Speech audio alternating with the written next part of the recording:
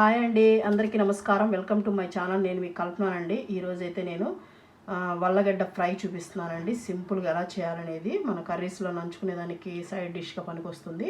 దానికోసం నేను ఒక 1/2 కిలో వల్లగడ్డలు అయితే తీసుకున్నానండి. శుభ్రంగా వాష్ చేసేసుకున్నాను. ఇప్పుడు మనం వల్లగడ్డకి పొక్కు తీసేసుకున్నామండి. ఇలాగా పొక్కు తీసేసి చూపిస్తాను. చాలా తొందరగా అయిపోతుందండి. చాలా బాగుంటుంది వల్లగడ్డ ఫ్రై అయితే.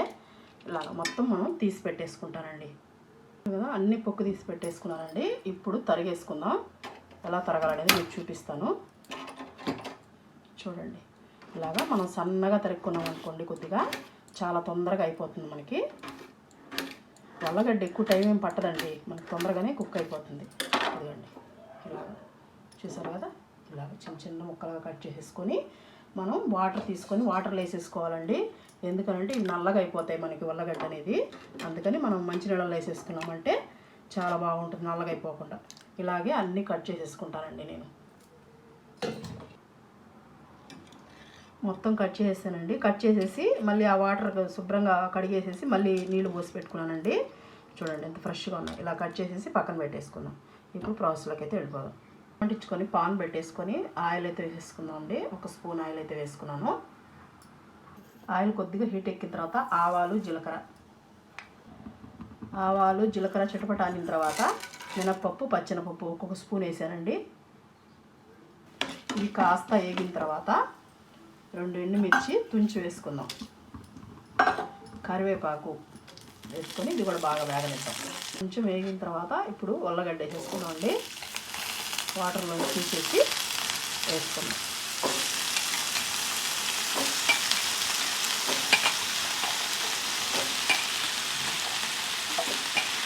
వేసేసుకొని కొంచెం పసుపు వేసుకున్నామండి. పసుపు వేసేసుకొని ఒకసారి బాగా కలిపేసుకోవాలి. మనం మీడియం టు స్లోగా పెట్టుకొని వేయించుకోవాలండి. మంట పెట్టేసామంటే తొందరగా లోపల కుక్ అవ్వదు, పైన మాడిపోతుంది. అందుకని మీడియంలో పెట్టుకొని కుక్ చేసుకోండి.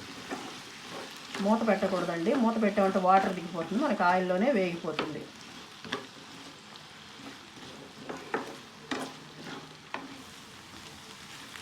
రెండు 3 నిమిషాలు వేసుకున్నానండి. చూడండి, కొద్దిగా కలర్ వచ్చింది కదా. ఇప్పుడు మనం సాల్ట్ వేసుకోవాలండి.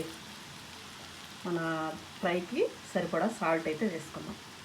వేసుకొని ఒకసారి బాగా కలిపేసుకొని మళ్ళీ వేసుకుందామండి.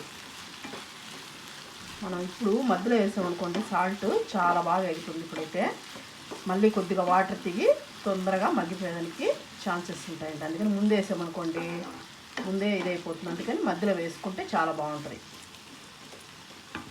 ఉల్లగడ్డ చాలా బాగా ఫ్రై అయిపోయింది. చూడండి, మీకు దగ్గర నుంచి కూడా చూపిస్తాను ఎంత బాగా ఫ్రై అయిపోయిందో. ఇప్పుడు మనం దీంట్లో ఇది నాకు ఒక 10 నిమిషాల దాకా పట్టిందండి. నేను సిమ్లో పెట్టుకొని నిదానంగా వేయించుకున్నాను. ఇప్పుడు మనం ఇదిగండి, నేను శనగల పొడి ఎప్పుడు వేస్తుంటాను కదా, నా వీడియోలో ఉంటుంది.